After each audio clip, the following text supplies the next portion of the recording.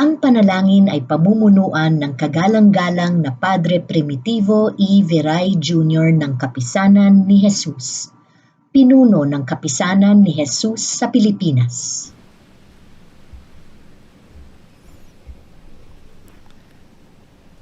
Magsimula tayo sa tanda ng ating pananampalataya.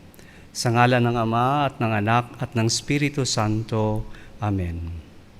Makapangyarihan at mapagkalingang Diyos, nananalangin kami na ipagkaloob mo ang iyong pagbabasbas sa pagtitipon na ito, ang araw ng pagtatapos ng aming mga mag-aaral. Dumadalangin at naninukluhod kami sa iyong kamahalan, na ipagkaloob mo ang iyong mga masaganang biyaya na aming idinaraing sa inyo ngayon. Una, ang biyaya ng pagpapasalamat na naway mangibabaw sa aming mga puso't kamalayan sa pagdiriwang na ito. Naway maitanim sa amin ang aral na binigkas ni San Pablo sa mga taga-Korinto. Ano ang meron kayo na hindi ninyo natanggap? Tunay na biyaya ang lahat ng nakamit ng aming mag-aaral, ang kanilang pagsisikap at nakamit na tagumpay, na pawang mula sa inyong kabutihang loob, ang suporta ng kanilang mga magulang, mahal sa buhay, kaibigan, guro, administrador at kawani ng Ateneo de Manila, ay nag-uumapaw mula sa iyong walang hanggang pagiging bukas palad sa kanila. Ikalawa, ang biyaya na naway mapanatiling maisabuhay nila ang mga pinahahalagahan na kanilang nakamit sa loob ng mahabang panahon ng pag-aaral at paghubog. Ang mga pagpapahalaga ng pagmamahal sa Diyos at bayan, pagmamahal sa kapwa, lalo na sa mga dukha na nasa laylayan ng lipunan, at pagmamahal sa kalikasan. Naway wag manatiling mga slogan lamang ang men for others, cura personalis at magis, kundi na isasalamin nila ito sa kanilang pang-araw-araw na buhay, saan man sila ipadala mo upang matupad ang iyong misyon. At panghuli, ipagkaloob nawa ninyo ang biyaya ng pag-asa, tapang at paggabay sa iyong minamahal na bayang Pilipinas, kasama ng lahat ng mga bansa na nagdurusa sa panahon ng pandemya. Gaya ng paalala ng inyong lingkod ni si Santo Papa Francisco, the pandemic can be a place of metanoia or conversion. Masaganang basbasan mo kaming lahat na magbalik loob sa iyo upang aming talikdan ang old normal ng mga baluktot na pag-iisip at mga istrukturang pang-ekonomiko at politikal na napatingkad ng pandemyang ito. Pagbalik loobin mo ang puso ng lahat ng mga huwad na namumuno sa amin upang maging tunay na leader sila na isinasaalang-alang ang kapakanan ng sambayanan at hindi ang kanilang sariling interes.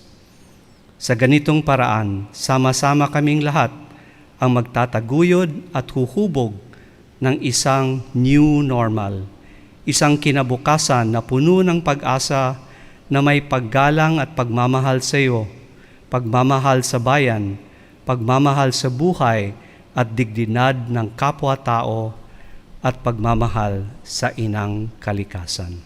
At lahat ng ito'y aming idinadalangin sa pamamagitan ni Jesucristo na anak mo at kasama ng Espiritu Santo magpa sa walang hanggan. Amen.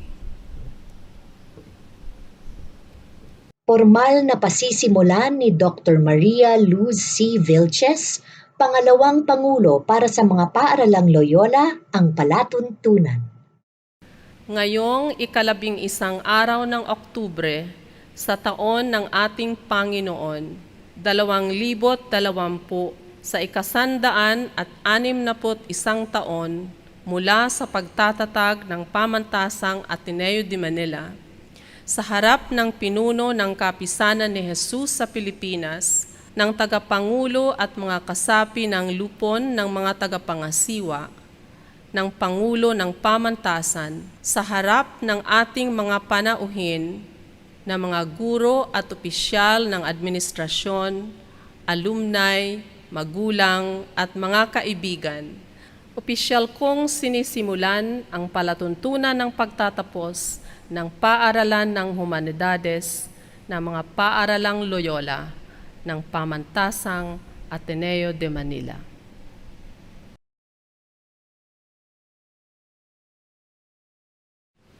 Iginagawad ngayon ang medalya ng pinakamataas na karangalan sa pagtatapos kay Yumi L. Briones, Bachelor of Science in Chemistry, summa cum laude, valedictorian ng klase 2020. Pakinggan natin ngayon ang kanyang talumpati ng pamamaalam. Father Primitivo Viray, S.J., Provincial Superior of the Society of Jesus in the Philippines, to Father Jose Ramon Villarin, S.J., University President of Batch 2020, and to our commencement speaker, the Most Reverend Pablo Virgilio David, D.D., Bishop of the Diocese of Caloocan. Thank you for joining us today.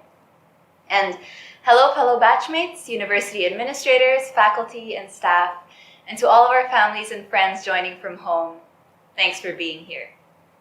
Let's get this out of the way. This is weird.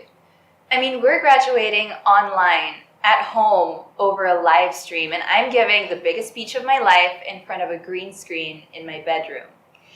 When the university released the memo about online graduation, I felt the collective sigh from the batch. I mean, we know that this is the best we can do right now, but part of us still wanted to have that sweaty graduation in the covered courts to symbolically end where we began in first year. And if you're still trying your best to be thankful despite the circumstances, that's great. But it's also okay to feel frustrated. It's natural to feel that way when the things we want are different from the things we get. In fact, now that we're in quarantine, we're feeling that frustration more than ever. And I realized this after reading a post from Denise Borja, who's one of our batchmates and a really great artist. So her post was about how there are two things in her room. There's a screen and there's a window. And the screen, be it a TV screen, a phone screen, or a laptop screen, it takes her away to a faraway place, to a world where she wishes she could be. But when the screen turns off, it reflects the contents of her window back to her. And through her window, she sees the real world. Like Denise, we all have screens showing us what we want but we don't have, and we have windows showing us what we do have right now. And now more than ever, we're all wishing that we lived in a better world. A more peaceful world, a more loving world, a more kind world, But in reality, our world is falling apart. We look out the window and we see a pandemic, we see poverty, injustice. So there's a difference between the world we want and the world we live in. Sometimes that difference hits us harder than usual. It disturbs us. It makes us feel in our gut that the world just needs to be better than this. For example, when I was young, my mom took me to the zoo. And there were monkeys, crocodiles, and my favorite were otters. And then there was this empty space. So I checked the sign and it said giraffe. I asked my mom, "Mommy, where's the giraffe?" And she asked the zookeeper, and the zookeeper told us, "Well, the giraffe is dead." And we said, "Why?" And he said, "Well, it ate a piece of plastic and it just died." And I'll always remember that day because I used to play with these little animal toys, imagining a world where they all had names and lives and friends. Like Madagascar. But that day, a real-life giraffe was dead. And if you trace it back in time, you can pinpoint the exact moment someone decided to throw a piece of plastic on the ground and it fluttered into that giraffe's cage. I was shattered. Another story from one of our batchmates, let's call her Kay. Now, Kay had a labandera who brought her daughter Ree with her when she came to work for Kay's family. Ree was 5 years old, but she didn't know letters, numbers, colors, basically nothing. And Ree's mom would never talk to her, she'd only slap her or pull her hair. One day, Ree and her mom just left the house. And Kay's neighbors said they saw them sleeping on the streets, the mom getting drunk all day. So Kay's family took Ree back to the house and they spent months teaching her just a few numbers, just a few colors, just a few good manners. And it wasn't easy, but Kay told me, "I keep telling my parents that if we can change at least one kid's future, we should." Those are her words.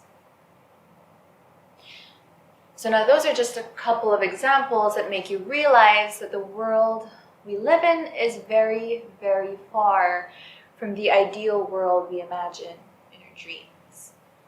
Maybe you had a similar experience or realization in immersion. Maybe you saw something on the news that shook you to the core, whatever it was. It's like this moment of clarity where you realize this can't be the good place. But it also makes you ask, what can I do to make it better? Batchmates, I know we're all feeling frustrated with the way things are. I've seen your Instagram stories, I've seen your Facebook posts, and I had a lot of conversations with a lot of you about these things, but that's also how I know that we all have it in us to cause change. And some of you started in Ateneo, leading orgs and projects that made an impact in the school community and beyond. Some of you are still in school, like me. Kay's in law school right now, studying to make a change in the government and society for people like Ree and her mom. Some of us, or a lot of us, are starting businesses, which is very Atenean and really great. Michael Porter once said in a TED Talk, it's one of my favorites actually, we often lack resources to solve social problems, but what businesses can do is create resources called profit when it meets its own needs. For instance, I'm starting a business, it's called Savon Cleaning Solutions with Danny, Mike, and Ian, our batchmates. And we're selling hand soap that you can refill in a bottle instead of throwing away plastic bottles all the time. And I'm dedicating that to the giraffe in the zoo from my childhood. My best friend Mickey's business is selling drinks made with the lambanog, and their mission is to empower Filipino farmers. On the other hand, some of us are getting into government work, like my friend JT, who interned under a congressman recently, and who's interning under a senator right now. And we can all do our part for the government by voting. Some of us are volunteering and donating. Kia and Jaime started Bake Sale for Better PH so that talented people could bake cookies and cakes and stuff, and the rest of us could buy them, knowing that our money is going towards a good cause, like feeding our frontliners. The point is, our batch is very capable of working towards a better world. And we should be. After all, we've spent 4 years in an institution committed to making us men and women for others. In fact, I think now's the time to thank the people who made that happen. So let's give a hand to our Ateneo professors, to our formators for intact NSTP Jeep and Praxis, to our ates and kuyas all over campus, to the university administrators and staff, to Father Jet, who is also graduating with us today, to Rizal, to St. Ignatius, to our families, and to God, of course, who has made everything happen. On behalf of Batch 2020, I'd like to thank you all for changing our little world. Now, before I end, I want to address something. When we talk about things like changing the world, we often think that we have to do these big things, these big, grand gestures that we see on our TV screens. Well, back in the 90s, there was a guy who was in a very famous TV show. His name was BoJack Horseman, and this is what he said. All I know about being good, I learned from TV. And in TV, flawed characters are constantly showing people they care with these surprising, grand gestures. And I think part of me still believes that's what love is. But in real life, the big gestures isn't enough. You need to be consistent. You need to be dependably good. You need to do it every day, which is so hard. End quote. You see, when you love someone, it's not the big gestures that matter most. It's the consistency. When you're trying to change the world, it's the same thing. You have to make an everyday decision to love, even if it's not recognized, even if it's not featured on TV, even if it's not perfect. You just have to choose love every single day. And that's the hard part, doing it every day. But once you do that, it gets easier. So, Batch 2020, congratulations to us all. It's been a really rough year, but we can finally call ourselves college graduates. In a few hours, we can all go back to watching Netflix on our phone or our laptop screens. But let's also remember to look out our windows, to look into the real world and ask ourselves, how can I change this world into a more loving place every single day? And when you do decide what you're going to do, don't worry too much about getting it perfect. In the wise words of Uncle Iro and my personal yearbook quote, perfection and power are overrated. I think you are very wise to choose happiness and love. Thank you all so much, and may God go with us all. Sa taong Pampaaralan 2019 hanggang 2020, ginawara ng Pamantasang Ateneo de Manila ang mga sumusunod ng honorary degree at Traditional University Awards. Yohei Sasakawa, Doctor of Humanities, honoris causa.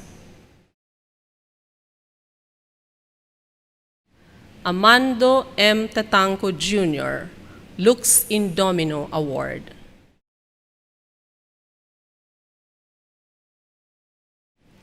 Bishop Pablo Virgilio S. David, D.D., Bukas Palad Award. Fortunato T. de la Peña, Government Service Award.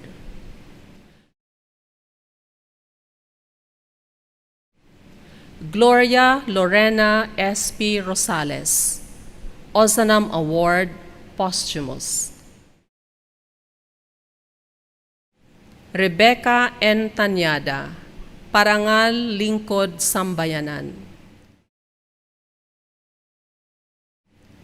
Danilo E. Dalena, Gawad Tanglaw ng Lahi.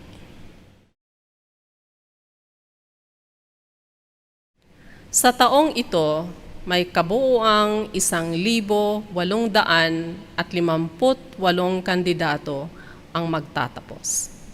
Kabilang dito ngayong hapon ang 230 Bachelor of Arts at Bachelor of Fine Arts sa Paaralan ng Humanidades.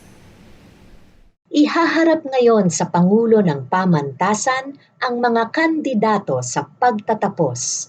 Pamumunuan ito ni Dr. Jonathan O. Chua, Dekano ng Paaralan ng Humanidades. Kagalang-galang na Padre Pangulo, karangalan kong iharap sa inyo ang mga kandidato para sa mga titulong akademiko.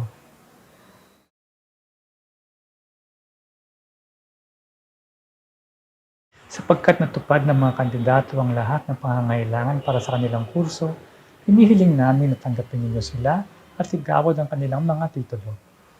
Sa bisa ng kapangyarihang ipinagkaloob sa akin ng Republika ng Pilipinas bilang Pangulo ng Pamantasang Ateneo de Manila, tinatanggap ko ang mga kandidato at ipinagkakaloob sa kanila ang nasabing mga titulo at lahat ng karapatan at pribilehiyong kaakibat nito. Isa-isa ngayong babanggitin ang mga pangalan ng mga nagsipagtapos. Bachelor of Arts in Humanities,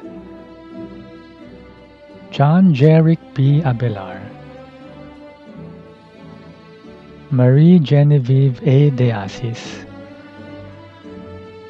Samantha Camille M. Eustaquio, Jesu Jose Emmanuel L. Nadal.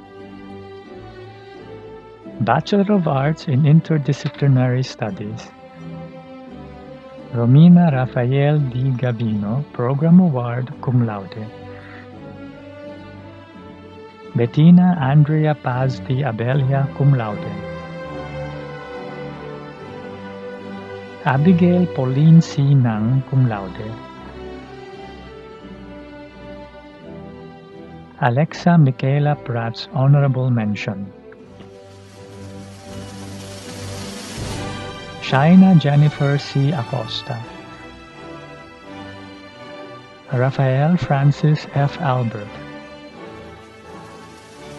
Paulo Sebastian C. Alegrado. Lia Katrina A. Alfonso. Byron O'Neill Almond Jr. Joshua Martin L. Amon. Richelle Carmela A. Amponin. Joey Rose C. Akisap. Angelo Luis T. Arteche. Christian J. R. Baniaga. Lance Jervin T. Bautista. Isaac Jed O. Bernardo. Maria Andrea M. Bernas. Athena Isabella Marie P. Bigornia. Eric Chester L. Buan. Burton C. Caparoso. Renzo Vittorio M. Capulong. Andrew James P. Carandan.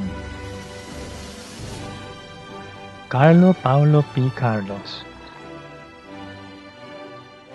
Christina Joyce O. Katindig. Paul Adrian C. Cham. Colleen May M. Cosme. Gabriela Colleen I. Cruz. Joriel Joseph O. Cruz. Isabel Marie B. Cuesta. Joanna Marie Dabo.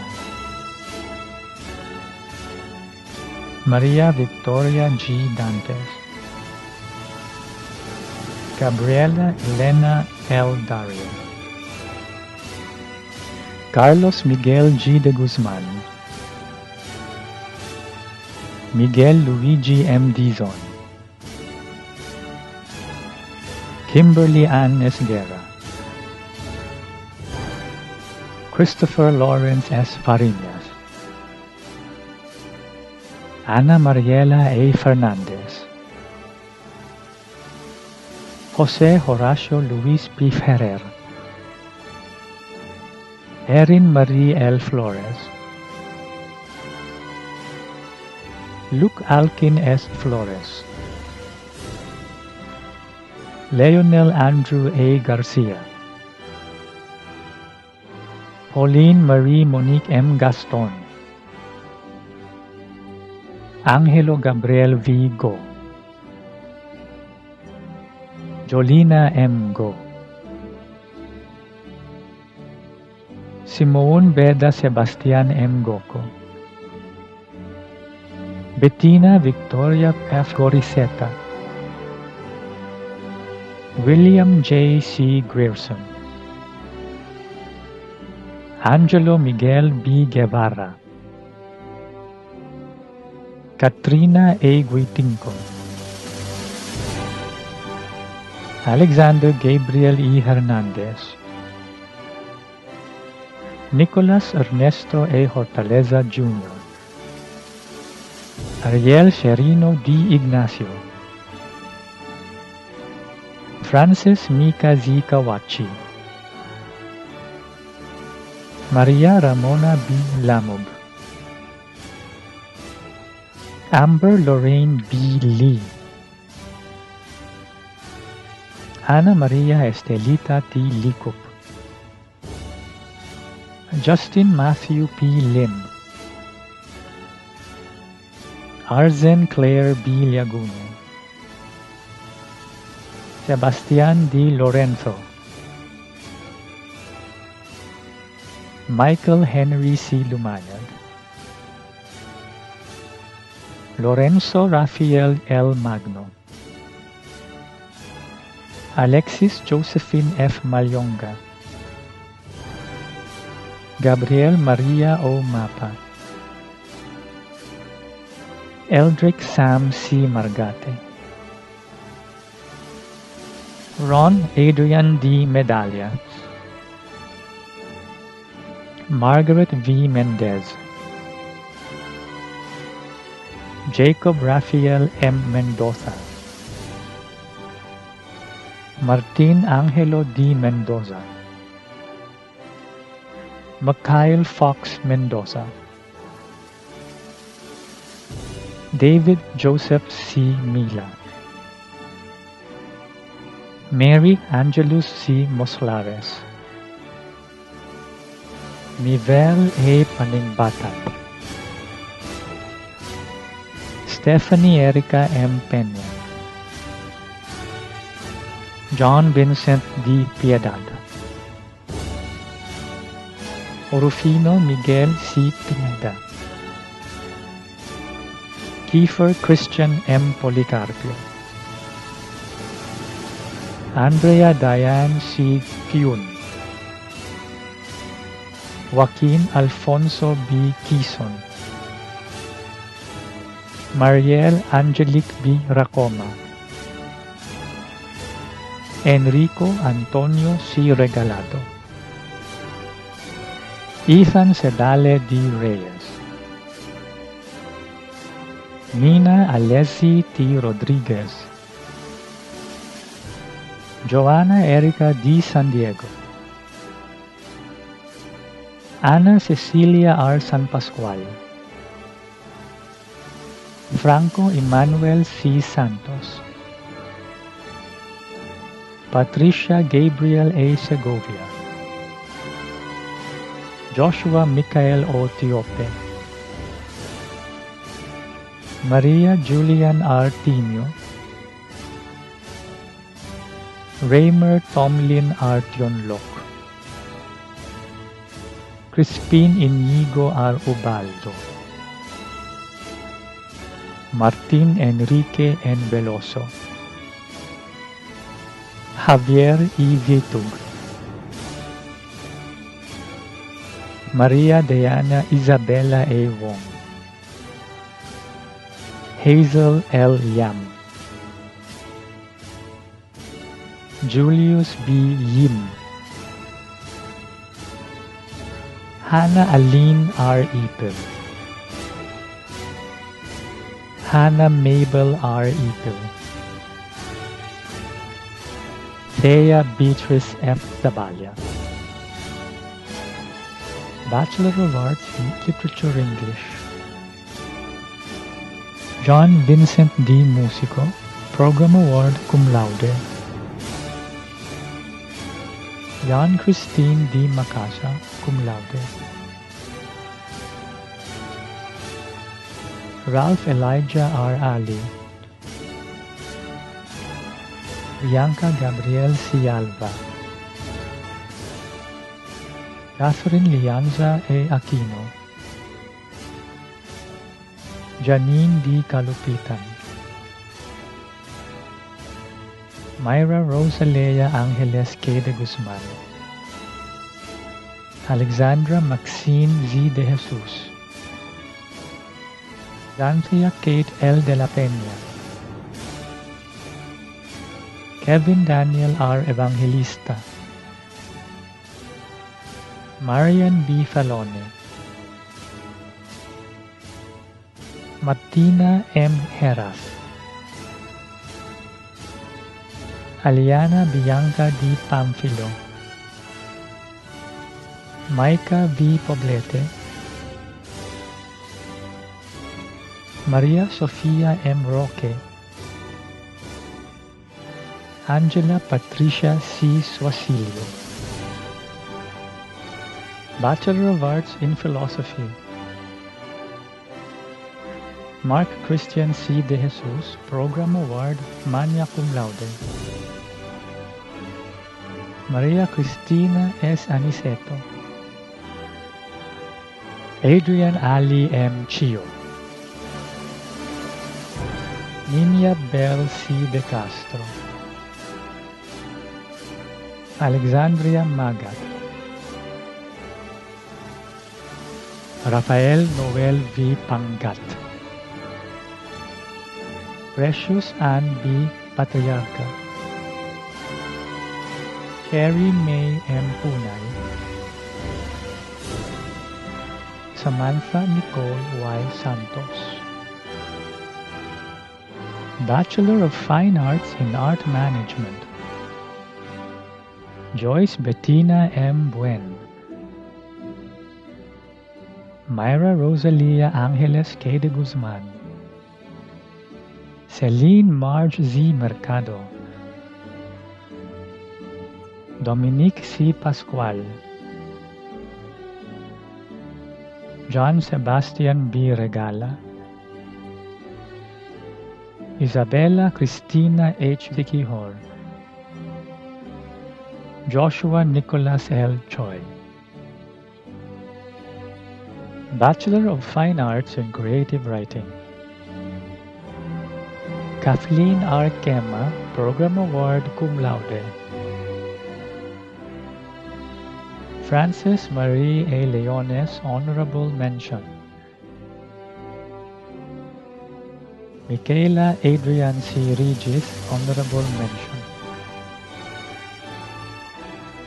Catherine Rose M. Abbott, Kits Anthony D. Andaya, Alfonso Miguel D. Basconcillo, Benjamin S. Bernal, Johan Paulo P. Kapinpin, Maria Catarina Yasmin L. Castañeda, Bernice Claire D. Dacara, Michiko Ariel R. de Guzman, Luis F. de la Cruz, Nicole Carmen O. Dueñas, Jose Primo Rafael C. Escurel, Roberto Miguel F. Estrella, Antonio Rafael C. Florida, Zarina Beatrice I. Gonzalez, Emmy Rose Claire Labrador, Katrina Dominic R. Lasco, Lika Lois N. Laude, Gabriel Rafael A. Legaspi, Holly Albert G. Pascual, Aisha Kalina V. Ralionza, Antonio Lorenzo R. Reyes, Adrian Miguel Soriano, Sen Maria Patricia T. Talpo, Jose Victor M. Tejada,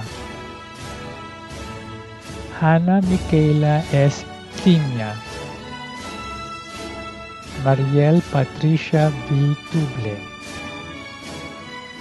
Nina Patricia L. Diallo. Bachelor of Fine Arts in Information Design. Sid I. Gonzalez, Program Award Cum Laude.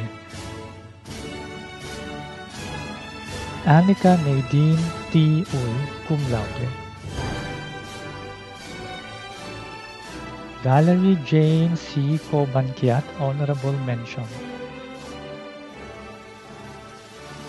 Juan Carlos I. Luna, Honorable Mention. Hannah Cristina E. Reyes, Honorable Mention. Christine Eleanor D. Season, Honorable Mention. Elisa Denise N. Villegas, Honorable Mention. Andrea Della G. Adriano, Jose Luis C. Alcuaz III, Patricia May B. Balanga, Elisha May B. Balinia, Hannah Margarita C. Burgos, Natasha Mary L. Cabrera, Teresa Maris S. Carnecero, Jared Erwin K. Chan, Joanna Camille G. Chio, Kimberly Gail J. Chua, Justin Beatrice Y. Chuang, Patricia May L. Clemente, Patricia Cerise G. Co, Pocholo Miguel A. Comsti, Antonina D. Concepcion, Enrico Sebastian P. Cruz, Justin Gabriela A. Dakiwag, Mary Frances Angeles K. de Guzman, Zoe C. de Ocampo, Sofia Lorraine G. de Manawa, Kiana Sachi Marie S. Di Maisip, Kyra Marie N. Du, Christine Eunice Y. D, Nicole Francesca M. Gamater, Maria Katrina D. Garcia, Nicole Joyce P. Go, Kenneth John C. James, Eugene Jong, Gabrielle Ann V. Makatulad, Anastasia R. Magalona, Maxine Victoria P. Marquez, Frances Isabella D. Martin, Maria Patricia D. Medriarito, Trisha Marie L. Oscuro, Maria Victoria Shara L. Padilla, Andrea Agustin R. Pavia, Pamela Andre C. Payak, Patricia Osler B. Rabago, Giro Luis S. Reyes, Erica Beatrice R. Rivera, Andrea Felicia A. Santos, Justin Paul T. Santos, Lucas Nathaniel Vincent S. Stroke, Sarah Bettina V. Sulik, Patrick Angelo G. Tamayo, Selena Lay N. Tanquiamco, Kim Justin Marty D. Umali, Juan Gabriel Venturanza, Francis Joshua M. Villafana, Gerald Miguel E. Villaluz, Lennon C. Villanueva, Janelle Carrie May N. Yenko, Karina Rose L. Yu. Bachelor of Fine Arts in Theater Arts, Maria Teresa Gabriela J. Open, Program Award Magna Cum Laude, Mary Jo Thomas H. B. Tug Cum Laude, Marisa Mirabel L. Teodoro, Honorable Mention, Alisa Jamil D. Binay, Danielyn Joy V. Del Rosario, Stacy Renee U.D.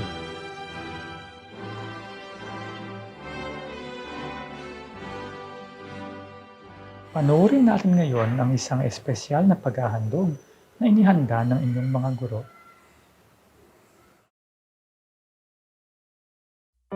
I wish you luck as you go down from the hill and find your place in the world. May you never lose sight of the essential because we become what we love. What you get by achieving your goals is not as important as what you become by achieving them. I wish you good luck. I wish for you a meaningful life, and I hope you can participate in making a more just and inclusive world. Sometimes the cliches make a whole lot of sense. May you continue to have the enthusiasm for learning and self-discovery, because it is in learning that we become closest to the person that we wish to be. Congratulations, batch of 2020. May you find time every day for the sacred space within you to remind yourself about what truly matters. May you be kind and wise. May you face this time with hope and imagination. A new world is being born, and every move you make must assist in its birth. Be brave, be wise, and have faith that someone greater than you has elected you to this task. I wish you joy. May you wake up many mornings filled with gratitude and love for your life. May you always choose to be kind, even in the most difficult or painful situations. Uy, congratulations, Batch 2020. May you always have the wisdom, the compassion, and the sense of humor to surprise yourself and to inspire the world. May you never lose hope, and may you keep your commitment strong. Congratulations, Batch 2020. This might have not been the ending that we hoped for, but take comfort that there is so much more life to live, and hopefully better things to come. I miss you, I love you, and I remain your friend. May you continue to be a blessing to others, and be more open to learning from other people. Keep your head up. Congratulations and mabuhay.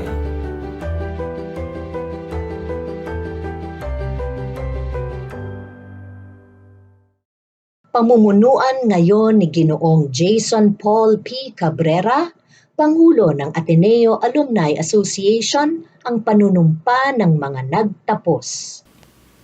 Mga nagtatapos, itaas ang inyong kanang kamay at sumunod sa panunumpa. Sa araw na ito ng aming pagtatapos, sa piling ng aming mga magulang, kamag-anak at mga kaibigan, sa piling ng aming mga kamag-aral, guro at tagapangasiwa ng pamantasan, sa piling ng mga alumni at bilang alumni ng Ateneo na nakatalagang maging lux in domino, liwanag sa Panginoon. Sumusumpa kami maging tao para sa kapwa at hayaang magningning ang aming liwanag sa lahat. Sumusumpa kaming maglingkod sa aming kapwa, lalo na sa mga nagdarahop ang katawan at kaluluwa. Sumusumpa kami maging bukas palad sa mga handog ng isip at katawan na dulot ng Diyos sa amin, sa pagmamahal ng aming pamilya, kapwa-tao, bayan, at ng aming Diyos. Panginoon, turuan mo kami maging bukas palad. Ibaba ang inyong mga kamay. Maligayang bati sa inyong lahat. Mga kaibigan, ang Pangulo ng Pamantasang Ateneo de Manila. Sa mga minamahal kong magsipagtapos, sa inyong mga magulang, sa ating mga panauhin, ang ating mga guro, administrador, at mga katuwang sa misyon ng Ateneo de Manila.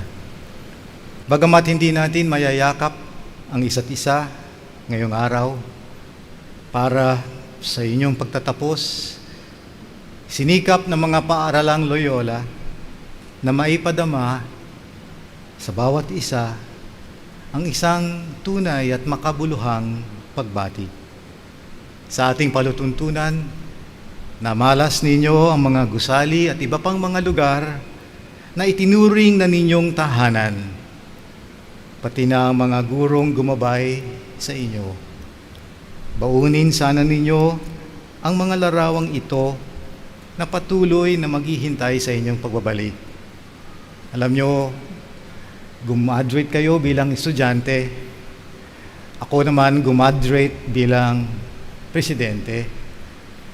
Pero wala naman talagang gumagraduate sa Ateneo. Ang Ateneo ay panghabang buhay. Nakakatuksong isipin na ang nangyayari ngayon ay siyang ating kinabukasan, na wala na ring pagbabago sa ating dinaranas ngayon at sa ating haharapin bukas. Pero hindi ganito ang ating kasaysayan sa Ateneo.